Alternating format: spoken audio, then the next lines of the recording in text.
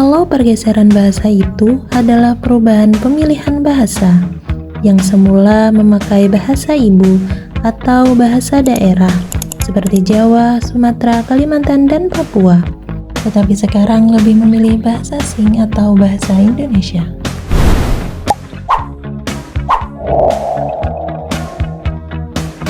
Pergeseran pasif terjadi ketika seseorang sebenarnya masih memahami suatu bahasa, biasanya bahasa daerah, tetapi tidak lagi menggunakannya dalam percakapan sehari-hari. Misalnya, seorang anak mengerti bahasa yang dipakai orang tuanya, tetapi ia memilih menjawab dengan bahasa Indonesia.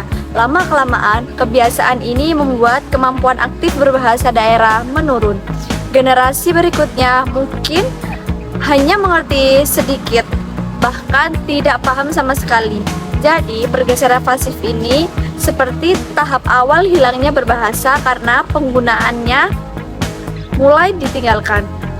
Pergeseran bahasa juga ada di sekolah loh. Kenapa bisa terjadi?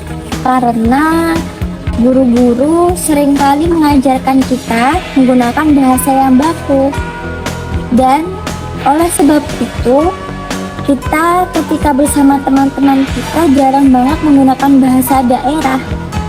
Jadi, itulah sebabnya kenapa bahasa Indonesia lebih ada di area sekolahan. Dalam pertemanan, bahasa sering bergeser ke arah yang lebih santai atau mengikuti tren. Seperti bahasa itu dicampur bahasa Indonesia dan bahasa daerah.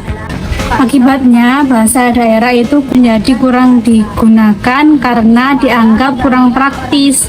Lingkungan pertemanan ini sangat kuat pengaruhnya karena remaja ingin menyesuaikan diri dengan kelompoknya. Pergeseran bahasa juga terjadi di rumah karena orang tua saat ini itu lebih senang mengajarkan kepada anak-anaknya untuk menggunakan bahasa Indonesia karena menurut mereka bahasa Indonesia itu mudah dipahami, terus juga memudahkan anak-anak untuk menghadapi dunia pendidikan ke depannya. Padahal akibatnya itu bisa membuat anak-anak merasa tertinggal daripada bahasa daerah tersebut dan membuat bahasa daerah menjadi lebih menurun. Urbanisasi adalah perpindahan penduduk dari desa ke kota. Untuk memudahkan komunikasi, mereka menggunakan bahasa yang sama, yaitu bahasa Indonesia, dari mana bahasa Indonesia adalah bahasa yang sama dengan mereka sebagai penduduk dimanapun. Inilah yang menyebabkan pergeseran bahasa lingkungan sekitar kita. Dan ada juga faktor yang dijelaskan secara mendalam, yaitu faktor prestisius. Faktor ini menjelaskan tentang suatu anggapan bahwasanya bahasa Indonesia dan bahasa modern yaitu bahasa asing itu lebih keren. Makanya banyak sekali orang-orang yang beranggapan bahwasanya bahasa ini itu lebih keren, berpendidikan, dan memiliki value. Nah, karena itu banyak anak-anak muda, orang-orang yang banyak memilih bahasa Indonesia atau bahasa asing untuk dipergunakan daripada bahasa daerah. Keluarga adalah faktor paling penting dalam mempertahankan bahasa. Namun sekarang banyak orang tua yang lebih sering menggunakan bahasa Indonesia kepada anak-anaknya. Alasannya agar anak lebih mudah belajar dan beradaptasi di sekolah. Akibatnya anak tidak terbiasa menggunakan bahasa daerah sejak kecil. Jika ini terus terjadi, bahasa daerah bisa hilang karena tidak diwariskan ke generasi berikutnya. Di siang hari yang tadi ada sekelompok remaja yang mengobrol dengan bahasa Indonesia.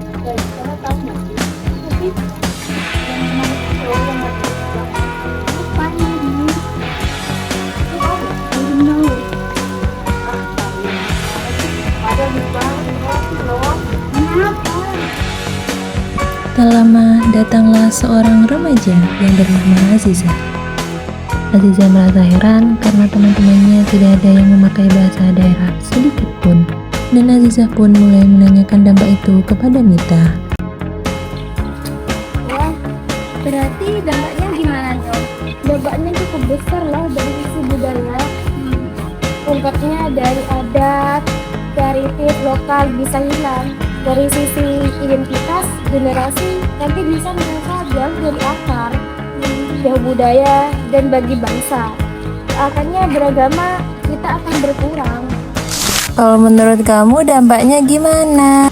Kalau menurut aku sih ya, dampaknya nggak bisa dianggap sepele sih. Secara budaya, warisan seperti ungkapan adat dan kearifan lokal bisa memudar bahkan hilang. Dari sisi jati diri, kita berisiko kehilangan keterhubungan dengan asal-usul kita sendiri. Sementara itu, bagi bangsa secara keseluruhan, kondisi ini dapat menggerus kekayaan keberagaman yang selama ini menjadi kekuatan. Jadi kita harus lihat apakah kita ganti bahasa karena pilihan bebas atau karena merasa bahasa daerah itu ketinggalan zaman dan tidak bernilai. Betul kata Ulfi, kita harus kritis melihatnya. Jangan sampai kita meninggalkan bahasa daerah karena merasa itu tidak penting. Pergeseran bahasa, terutama bahasa daerah di Indonesia, terancam punah. Saat ini, sebanyak 25 bahasa daerah di Indonesia terancam punah, bahkan 11 bahasa dinyatakan telah punah.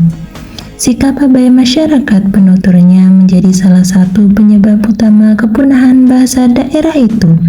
Menurut data UNESCO, dalam 30 tahun terakhir, sebanyak 200 bahasa daerah di dunia telah punah. Dari 718 bahasa daerah di tanah air, beberapa contoh yang telah punah, yaitu bahasa Moksela, bahasa Tandia di Papua, bahasa Teun di Maluku, bahasa Tobada di Sulawesi. Pergeseran bahasa di Indonesia bukan sekadar perubahan cara kita berbicara, tetapi cerminan dari perubahan zaman yang lebih luas. Di satu sisi, kita melihat kemajuan komunikasi menjadi lebih mudah, lebih luas, dan lebih cepat.